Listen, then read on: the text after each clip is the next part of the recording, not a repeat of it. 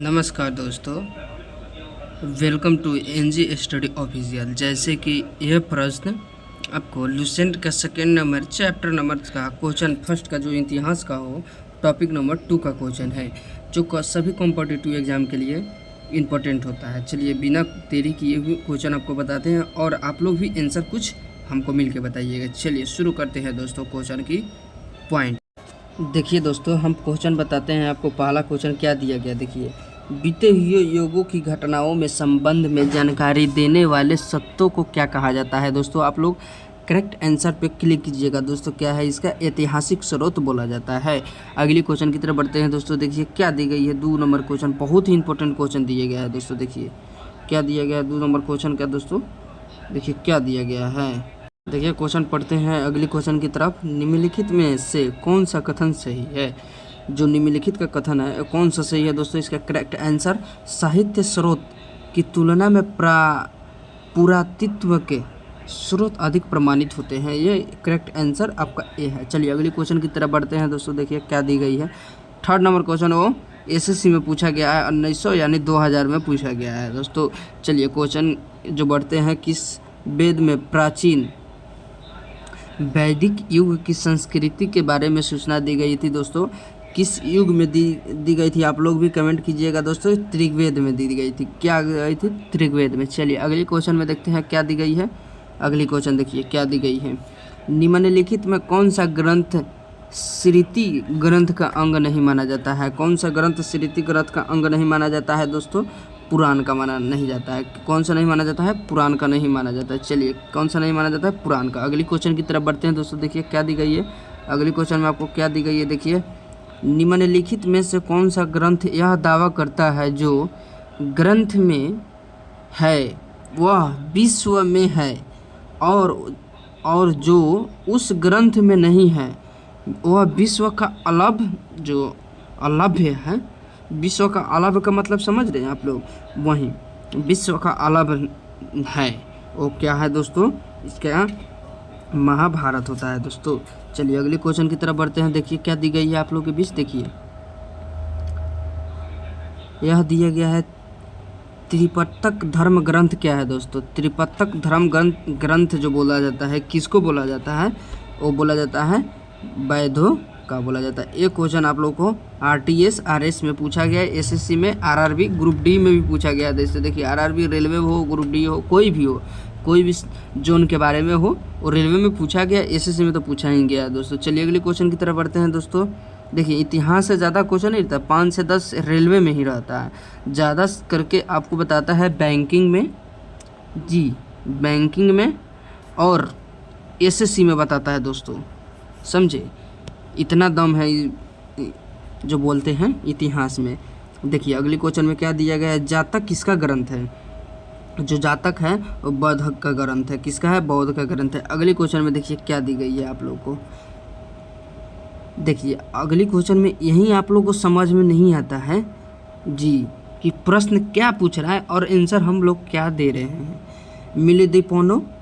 मिलिंद के प्रश्न राजा मिलिंद और किस वैदिक शिशु के माध्यम में स्वांद के रूप में किया जाता है दोस्तों। किसके रूप में किया जाता है, स्वांद के रूप में, ये नागसेन के रूप में किया जाता है दोस्तों। ये भी पूछा गया है यहाँ यूपीएससी, देखिए आया बात, एनईटी में पूछा गया है, जीआरए में पूछा गया, 2006 में पूछा गया। अगली क्वेश्चन की तरफ बढ़ते हैं दोस्तों। देखिए क्या दी गई है अगली क्वेश्चन में। देखिए अगली क्वेश्चन में आपको क्या दिया गया है दोस्तों, बिना देरी किए हुए निम्नलिखित में किसकी तुलना मैकियावाली, यानी देखिए मैकवाली, अभी मुरली जो क्या बोलते हैं उसका नाम मैथिली ठाकुर मैकवाली का ही गायक है, कि प्रिंस से की जा सकती है। क्या की जा सकती है आप लोग बताइए, हम लोग भी कमेंट में बताइए कि आप लोग को हम बताते हैं क्या की जा सकती है दोस्तों। देखिए यहाँ है कैटलिया की अर्थशास्त्र की जाती है। क्या की जाती है, कैटलिया की अर्थशास्त्र की जाती है। चलिए अगली क्वेश्चन 10 नंबर आप लोगों को दिखाते हैं क्या दी गई है। 10 नंबर क्वेश्चन, यह क्वेश्चन दिया गया, कैटलिया के अर्थशास्त्र में किस पहलू पर प्रकाश डाला जाता है। किस पहलू पर प्रकाश डाला जाता है दोस्तों, आप लोग भी कमेंट कीजिए दोस्तों, हम लोग भी देख रहे हैं क्या कमेंट कर रहे हैं आप लोग। देखिए जो आप लोग का 10 नंबर का करेक्ट आंसर राजनीतिक नीतियाँ होगी दोस्तों। चलिए अगली क्वेश्चन की तरफ बढ़ते हैं दोस्तों। देखिए क्या दी गई है, कल्याण की पुस्तक का नाम क्या है। जो कल्याण का पुस्तक है उसका नाम क्या है दोस्तों। जो कल्याण का पुस्तक का नाम है, यह नाम है राज राज जी जी जी करेक्ट आंसर है। चलिए बीपीएससी में 2011 में क्वेश्चन पूछा गया। देखिए अब एक बार और बताएंगे कि बीपीएससी मेरा फेवरेट है, इसलिए आपको बता रहे हैं। कलहन की पुस्तक का नाम क्या है, राजत रंगिनी, राजत रंगिनी है। चलिए अगली क्वेश्चन की तरफ बढ़ते हैं दोस्तों। अष्टाध्यायी किसके द्वारा लिखी जाती है। अष्टाध्यायी किसके द्वारा लिखी जाती है, पाणिनि के द्वारा लिखी जाती है। अगली क्वेश्चन में देखिए दोस्तों क्या दी गई है, महाभाष्य के रचनाकार का नाम क्या है। रचयिता बोलिए आप लोग, जो रचयिता उसको बोलता है, लेखक को बोला जाता है, लेकिन रचनाकार जो उसको गढ़ा जाता है, जो बनाया जाता है, उसको बोला जाता है। देखिए क्या दिया गया है आप लोगों के बीच, महाभाष्य के रचनाकार क्या है। इसका आंसर पतंजलि है, इसका आंसर पतंजलि है। चलिए अगली क्वेश्चन में बढ़ते हैं दोस्तों। क्या दिया गया है, देखिए 14 नंबर क्वेश्चन आ गया, कालिदास द्वारा रचित मालविका गिनिमित्र नाटक का नायक था, वो क्या था, आप लोग कौन था बताइए। अग्निमित्र था, क्या था, अग्निमित्र था। अगले क्वेश्चन की तरफ बढ़ते हैं दोस्तों। देखिए क्या दी गई है, हर्षचरित किसके द्वारा लिखी गई थी। हर्षचरित था, किसके द्वारा लिखी गई थी, बाण भट्टन से लिखा गया था। चलिए अगले क्वेश्चन की तरफ बढ़ते हैं दोस्तों। देखिए क्या दिया गया है, बिंकम खचिरित के नाम का नाम क्या है। जो रचनाकार का नाम क्या है, ये आपको बताना है। नाम का नाम पूछ रहा है दोस्तों, तो आप लोगों को बिलहन बताना है। अगले क्वेश्चन की तरफ बढ़ते हैं दोस्तों। 17 नंबर क्वेश्चन आप लोगों को देखिए क्या दिया गया है। 17 नंबर क्वेश्चन यही दिया गया है, चंदर बरदाई द्वारा रचित ग्रंथ का नाम क्या है दोस्तों। जो चंदर है, जो उसका रचित ग्रंथ का नाम यही बताता है, पृथ्वीराज रासो। चलिए अगले क्वेश्चन में बढ़ते हैं दोस्तों। देखिए क्या दी गई है, निम्न में से कौन सिकंदर के साथ भारत आने वाला इतिहासकार नहीं था। भारत आने वाला इतिहासकार कौन नहीं था दोस्तों, इसका है हेरोडोटस। चलिए अगले क्वेश्चन में बढ़ते हैं। देखिए दोस्तों क्या दिया गया अगले क्वेश्चन में, निम्नलिखित में से किस विदेशी यात्रा में ने भारत का दौरा सबसे पहले किया था। किसने किया था दोस्तों, सबसे पहले किसने किया था, मेगास्थनीज ने किया था। चलिए अगली क्वेश्चन की तरफ बढ़ते हैं दोस्तों। देखिए क्या दी गई है, 20 नंबर आप लोग बहुत जल्दी ही क्वेश्चन हम पढ़ा रहे हैं। 20 नंबर क्वेश्चन देखिए क्या दिया गया है, मेगास्थनीज की पुस्तक का नाम क्या है। जो मेगास्थनीज, ये तो बहुत ही इंपॉर्टेंट VBI क्वेश्चन है, आप लोग मेरा बात मानिए तो, और इम्पोर्टेंट भी है। जी हाँ दोस्तों, यह इसलिए हम बताने का प्रयास आपको कर रहे हैं, क्योंकि यह हर एक तरीका से ही आपको ये VBI क्वेश्चन है। मेगास्थनीज की पुस्तक का नाम, मेगास्थनीज के पुस्तक का नाम, ऐसे रट जाइए इसको दोस्तों। देखिए इसका करेक्ट आंसर है इंडिका। मेगास्थनीज पुस्तक का नाम क्या है, इंडिका। ये BPSC में भी पूछा गया है, इसलिए हम इसको फेवरेट मानते हैं दोस्तों। और ये हर चीज़ में हम भी एक स्टूडेंट लाइफ से ही आए हैं दोस्तों, क्योंकि आप लोगों को बताते हैं और पढ़ाते हैं। चलिए अगली क्वेश्चन की तरफ बढ़ते हैं दोस्तों, क्योंकि हम लोग जानते हैं कि कौन सा क्वेश्चन कब पूछा जाएगा, कब बताया जाएगा, कौन सा इम्पोर्टेंट है, इसलिए हम निचोड़ लाते हैं। चलिए अगले क्वेश्चन में देखिए क्या दिया गया है, जियोग्राफी की रचना किसने की। जियोग्राफी लिखा है, लेकिन जियोग्राफी जियोग्राफी आप लोग समझते हैं यहाँ तक। चलिए क्वेश्चन, जियोग्राफी की रचना किसने की। जो जियोग्राफी की रचना है वो किसने की दोस्तों, वो स्ट्रैबो ने की। चलिए अगले क्वेश्चन में बढ़ते हैं दोस्तों। यहाँ देखिए क्वेश्चन, प्लिनी की पुस्तक का नाम क्या है। यहाँ इतिहास में जो जिस अद्भुत नाम आपको सुनने को मिलता है दोस्तों। देखिए इसका करेक्ट आंसर B होगा। चलिए अगले क्वेश्चन की तरफ बढ़ते हैं दोस्तों। देखिए क्या दी गई है अगले क्वेश्चन में, पेरिप्लस ऑफ एरेबियन सी की रचना किसने की? जो पेरिप्लस प्लस था इसका रचना किसने की दोस्तों? आपका करेक्ट आंसर होगा सी, स्टेबो ने की। चलिए अगले क्वेश्चन में बढ़ते हैं दोस्तों। फायान कहाँ का निवास था? जो फायान था वो कहाँ का निवास था दोस्तों? चीन का निवास था। एक ग्रुप डी में आरआरबी में पूछा गया है दोस्तों, 2004 में पूछा गया है, आरआरबी 2004 में। अगली क्वेश्चन की तरफ बढ़ते हैं दोस्तों। देखिए क्या दिया गया है, फायान किसके शासनकाल में भारत आया था? देखिए यहाँ क्वेश्चन घुमाने वाला आ गया, फायान कहाँ का रहने वाला था? और यह पूछने लगा चंद्रगुप्त मौर्य टू के, चंद्रगुप्त मौर्य टू के इसका करेक्ट आंसर। अगले क्वेश्चन में बढ़ते हैं तो देखिए एनडीए में पूछा गया है, हर्षवर्धन के समय कौन सा चीनी यात्री भारत आया था? यानी चीनी यात्री भारत आया था, कौन सा आया था दोस्तों?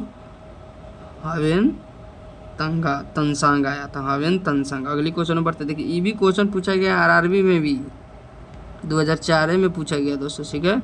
और एसएससी में भी पूछा गया दोस्तों, 2001 में पूछा गया है। नहीं समझ में आया, देखिए आरआरबी में पूछा गया है 2004 में,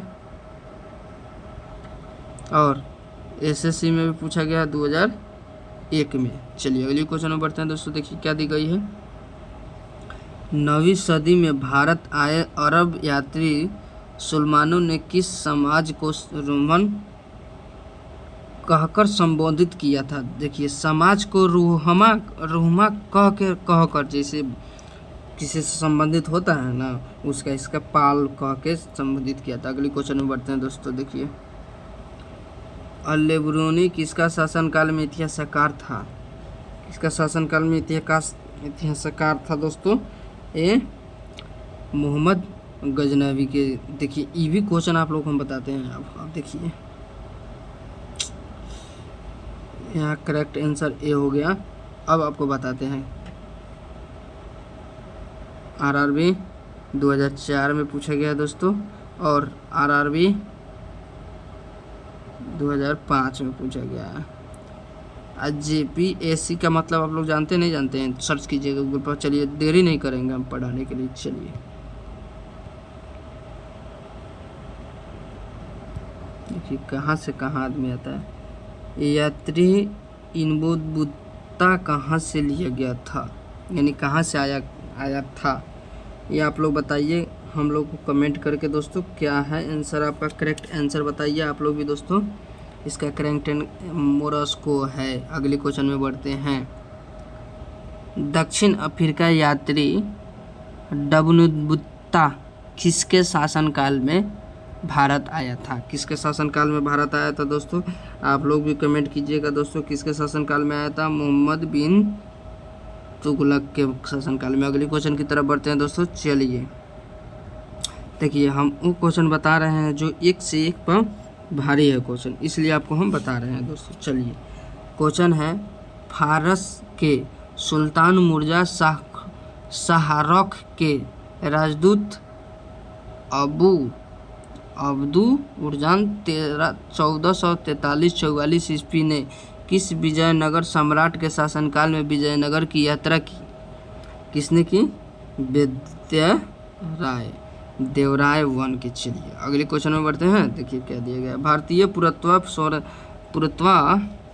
पुरातत्व सर्वेक्षण इंडोलॉजिकल सर्विस ऑफ इंडिया की स्थापना कब की गई?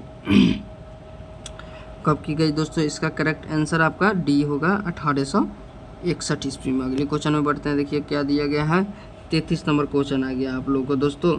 देखिए भारतीय पुरातत्व का जनक किसे कहा जाता है? अलेक्जेंडर को कहा जाता है, अलेक्जेंडर को कहा जाता है। चलिए 34 नंबर क्वेश्चन आप लोगों को बताइए। अगली क्वेश्चन में देखिए क्या दिया गया, निम्नलिखित दीवानों में हड़प्पा सभ्यता सर्वप्रथम खोजकर्ता कौन था दोस्तों? 1942, सॉरी यहाँ दयाराम सहनी था, दयाराम सहनी था, वहाँ चले गए हैं। आइए हड़प्पा में आइए।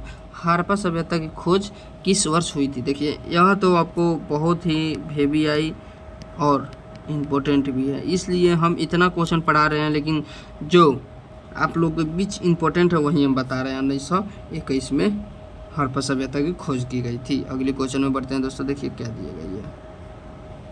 अब आइए यहाँ एक 36 नंबर आपको क्वेश्चन में आया डुमडुमाने वाला बात। सिंधु घाटी सभ्यता की खोज निकालने में जिन दो भारतीयों का नाम जुड़ा है वह कौन है? आइए आप लोग भी कमेंट कीजिए, देखिए क्या है वो दो नाम जो बोलते हैं आप लोग, दो कौन है? दयाराम साहनी एवं राखलदास आर.डी. बनर्जी। राखलदास बनर्जी का आप लोग नाम सुने होंगे। चलिए राखलदास बनर्जी का नाम यही है दोस्तों। अगले क्वेश्चन में बढ़ते हैं दोस्तों, देखिए 37 नंबर आप लोगों को क्वेश्चन बीच में आ गया। हड़प्पा एवं मोहनजोदाड़ो की पुरातात्विक खुदाई के प्रभारी थे सर जॉन और मार्शल थे। कौन थे? सर जॉन और मार्शल थे। चलिए 38 नंबर क्वेश्चन बताते हैं, देखिए क्या दी गई है। न्यूमिस्मेटिक्स क्या है दोस्तों? इसका सिक्के व धातुओं के अध्ययन है। चलिए अगले क्वेश्चन की तरफ बढ़ते हैं दोस्तों। बहुत क्वेश्चन है। एशिया माइनर स्थित बोगाज कोई महत्व इसलिए की है, किस लिए की है? मैंने इसलिए की ही बताना चाहता है कि इसलिए की है, वहाँ से जो अभिलेख प्राप्त हुए उनमें 4 वैदिक वेदताओं इंद्र, वरुण, मित्र व नतस्व का उल्लेख मिलता है। देखिए यहाँ करेक्ट आंसर ये होगा। चलिए अगले क्वेश्चन में बढ़ते हैं दोस्तों, देखिए क्या दी गई है। 40 नंबर। अशोक के शिलालेखों को पढ़ने वाला प्रथम अंग्रेज कौन था? प्रथम अंग्रेज कौन था दोस्तों? जेम्स प्रिंसेप था। कौन था? James Prinsep. अगले क्वेश्चन की तरफ बढ़ते हैं तो ये भी बीपीएससी में पूछा गया है।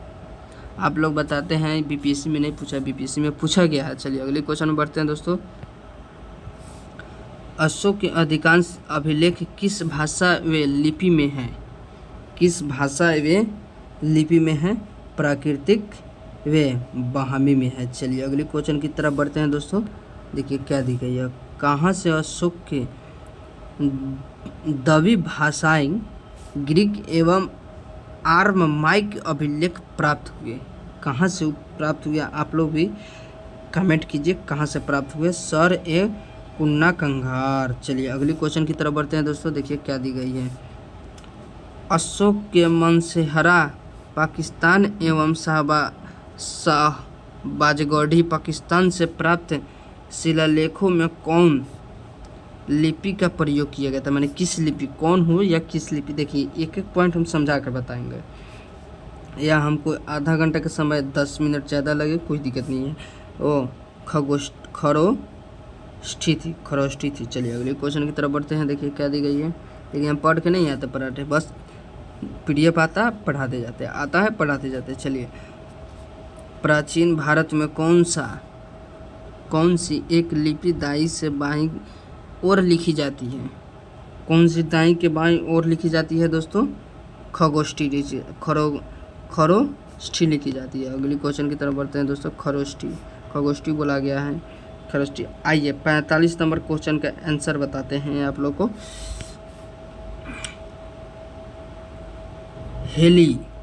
हेलियोडोरस का विसनगर अभिलेख संदर्भित है, क्या है दोस्तों? केवल वासुदेव से। यूपीएससी का क्वेश्चन है दोस्तों, यूपीएससी का क्वेश्चन है। अगली क्वेश्चन में देखिए क्या दी गई है। जो अगले क्वेश्चन में आप लोग को बता रहे हैं वो बहुत ही इंपॉर्टेंट होने वाला है दोस्तों, वो बहुत ही महत्वपूर्ण है। निम्नलिखित में से कौन सा अभिलेख लिंगिक नरेश खारवेल से संबंधित है? हाथी गुफा। अगली क्वेश्चन की तरफ बढ़ते हैं दोस्तों, देखिए क्या दिया गया है। अगले क्वेश्चन में यही दिया गया है दोस्तों आप लोगों को, इसलिए हम यह बताना चाहते हैं कि सर्वप्रथम भारत में वैदिक संस्कृत भाषा में लंबा अभिलेख किस राजा द्वारा जारी किया गया? किस राजा द्वारा जारी किया गया दोस्तों? कृपया आप लोग बताएंगे, कमेंट कीजिए। आप लोग भी कमेंट कीजिए दोस्तों। शक 2 नंबर इसका करेक्ट आंसर। अगले क्वेश्चन में देखिए क्या दिया गया है। काव्य शैली का प्राचीनतम नमूना किससे अभिलेख में मिलता है? किससे अभिलेख में मिलता है दोस्तों? किससे आपके लेख में मिलता है? इसका करेक्ट आंसर ए होगा। चलिए अगले क्वेश्चन की तरफ बढ़ते हैं। निम्नलिखित में से किस अभिलेख में चंद्रगुप्त मौर्य और अशोक दोनों उल्लेख किया गया है? देखिए हम जल्दी जल्दी इसलिए नहीं पढ़ा रहे हैं कि आप लोगों को समझ नहीं आए, इसीलिए थोड़ा थोड़ा ही करके बता रहे हैं कि आप लोगों को समझ में आए। चलिए देखिए क्वेश्चन क्या है। 49 नंबर आप लोगों को क्वेश्चन करेक्ट बताएंगे। इसका आंसर करेक्ट नंबर बी होगा। आप लोग देख लीजिएगा, पढ़ लीजिएगा, सुन लीजिएगा, लिख लीजिएगा। चलिए आगे की तरफ बढ़ते हैं दोस्तों। देखिए हमारे टीचर सब जैसे नहीं है, समझे कि आया देखिए समान ज्ञान यहाँ लिखा है ना, समान ज्ञान 50 नंबर से पार 50 तक ही आज रहने देते, फिर 50 कल पढ़ाएंगे। पढ़ा दे। समुद्रगुप्त की सैनिक उपाधि का वर्णन उसके किस अभिलेख में उपलब्ध है? उसके किस अभिलेख में उपलब्ध है दोस्तों? इसका करेक्ट आंसर डी होगा, पराग के। चलिए अगले क्वेश्चन की तरफ बढ़ते हैं। देखिए ये तो क्वेश्चन आप लोगों का बहुत ही भी आई है, ये आप लोग भी पूछ सकता है, खास करके बीपीएससी के लिए ही क्वेश्चन है। यूपीएससी में एक बार पूछा है, लेकिन यूपीएससी में कभी भी बीपीएससी में पूछ सकता है, इसलिए आप लोग इम्पोर्टेंट इसको मानेंगे आप लोग। चलिए अगले क्वेश्चन की तरफ बढ़ते हैं। 51 नंबर क्वेश्चन है। प्रयाग प्रवसित अभिलेख का लेखन हरिपेशन किस शासक का दरबारी कवि था? किस शासन का दरबारी कवि था दोस्तों?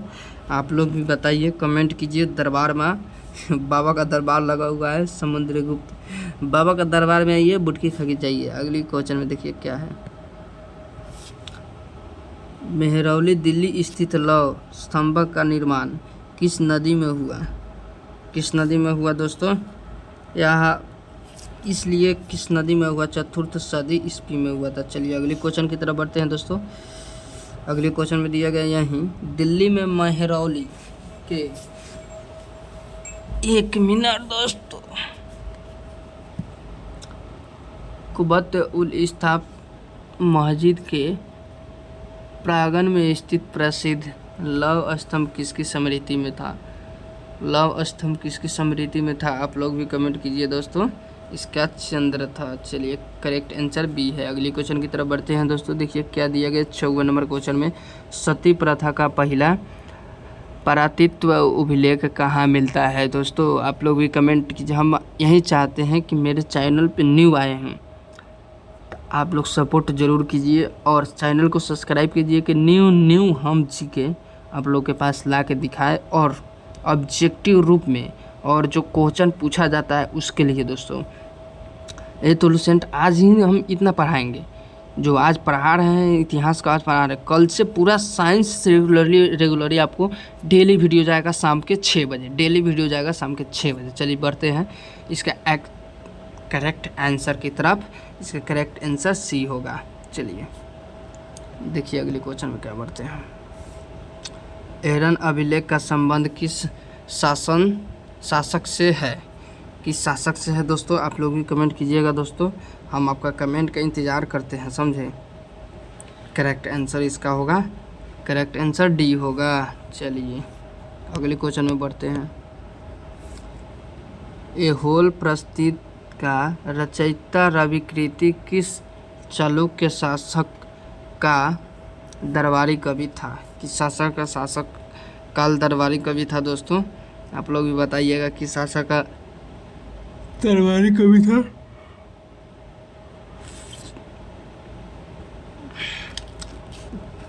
हम बता दिए आंसर। चलिए अगले क्वेश्चन में बढ़ते हैं। हर्ष एवं पुलकेशिन 2 के माध्यम हुए संघर्ष की जानकारी कहाँ से मिलती है? ये बहुत ही इम्पोर्टेंट क्वेश्चन है, इसका करेक्ट आंसर ए होगा। अगले क्वेश्चन में बढ़ते हैं दोस्तों। देखिए कवि कालिदास के नाम का उल्लेख किस लेख में हुआ था? कवि कालिदास जो थे उसका किस नाम का उल्लेख हुआ था? ये हुआ था करेक्ट आंसर करेक्ट आंसर इसका 2 ही है, लेकिन बीच में आ गया था हम पर। करेक्ट आंसर इसका 2 होगा। चलिए अगली क्वेश्चन की तरफ बढ़ते हैं दोस्तों। अभिलेखों में ऐतिहासिक प्राककथन के साथ प्रारंभ करने की परंपरा का सूत्रपात किसने किया। किसने किया दोस्तों? आप लोग भी कमेंट कीजिए दोस्तों, किसने किया। आप लोगों का कमेंट का मेरा इंतज़ार रहता है।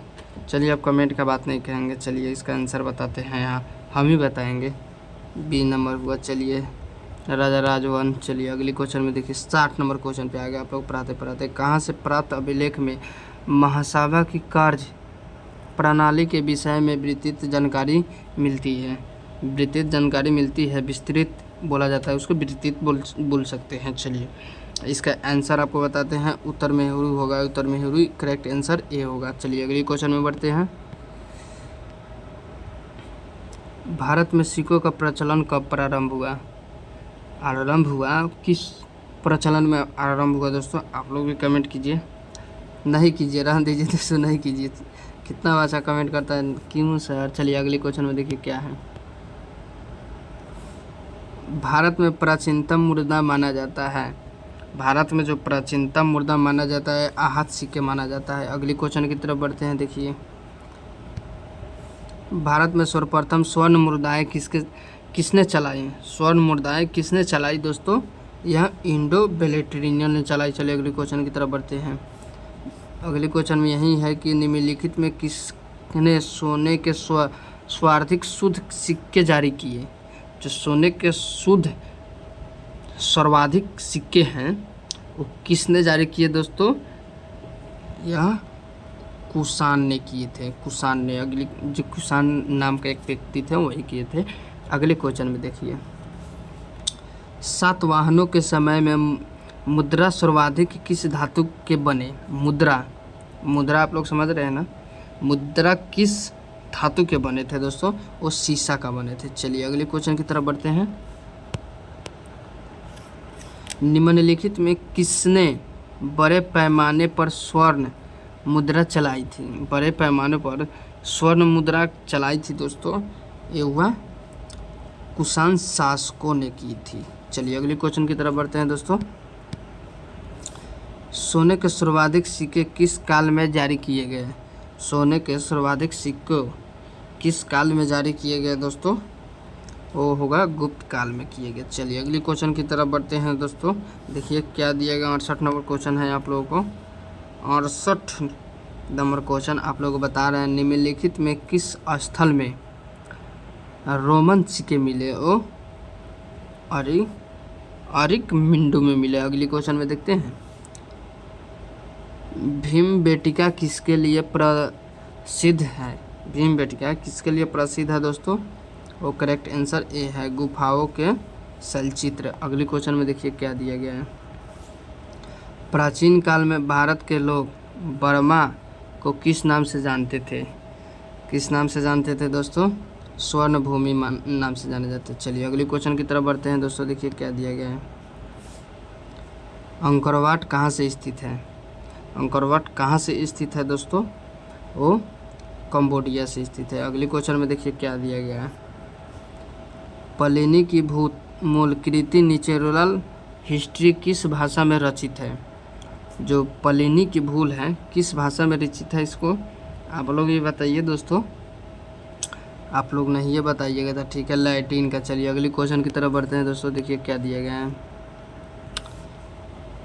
चचनामा संधि का इतिहास है और मूल रूप में किस भाषा में लिखा गया है? वो चचनाना इसका अरबी भाषा में लिखा गया है। ये नीट में पूछा गया है बच्चे, इसमें भी जी का जीएस पूछा जाता है दोस्तों। चलिए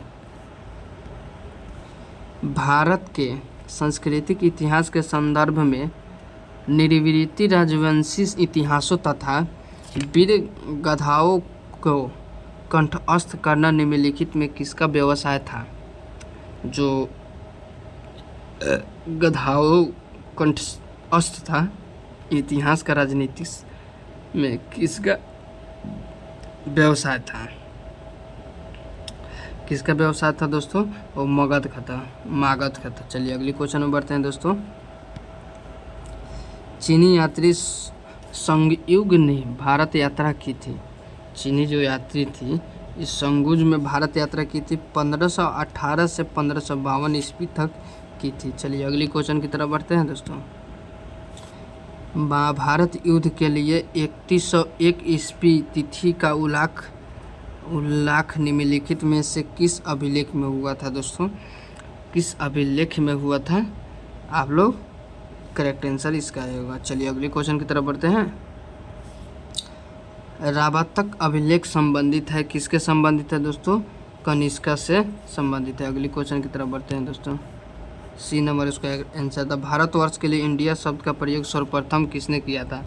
क्वेश्चन यह है 78 नंबर क्वेश्चन है और बहुत ही VVI क्वेश्चन है, क्योंकि फिलहाल में UPSC का क्वेश्चन पूछा गया है, इसलिए आपको हम बता रहे हैं। देखिए क्वेश्चन इम्पोर्टेंट है जी। अब देखिए क्वेश्चन आपको 78 नंबर है। क्वेश्चन आपको बताते हैं, भारतवर्ष के लिए इंडिया शब्द का प्रयोग सर्वप्रथम किसने किया था? हेरोडोटस ने किया था। अगले क्वेश्चन में देखिए क्या दिया गया। किसने ब्राह्मी एवं खरोष्टी लिपियों को उद्भाषित किया गया? किसने किया दोस्तों? उद्भाषित किसने किया? जेम्स प्रिंसअप किया गया था। चलिए अगले क्वेश्चन की तरफ बढ़ते हैं दोस्तों। निम्नलिखित में से प्राचीन भारत में कौन सी लिपि दाहिने से बाईं ओर लिखी जाती है? कौन से दाहिनी ओर से बाईं ओर लिखी जाती है दोस्तों? यह करेक्ट आंसर आपका सी है। आज के लिए इतना ही, लेकिन आप लोग मेरे वीडियो को लाइक शेयर कमेंट करना ना भूलें और मेरे चैनल पर न्यू आए हैं तो सब्सक्राइब कीजिए। चलिए दोस्तों आज के लिए इतना ही।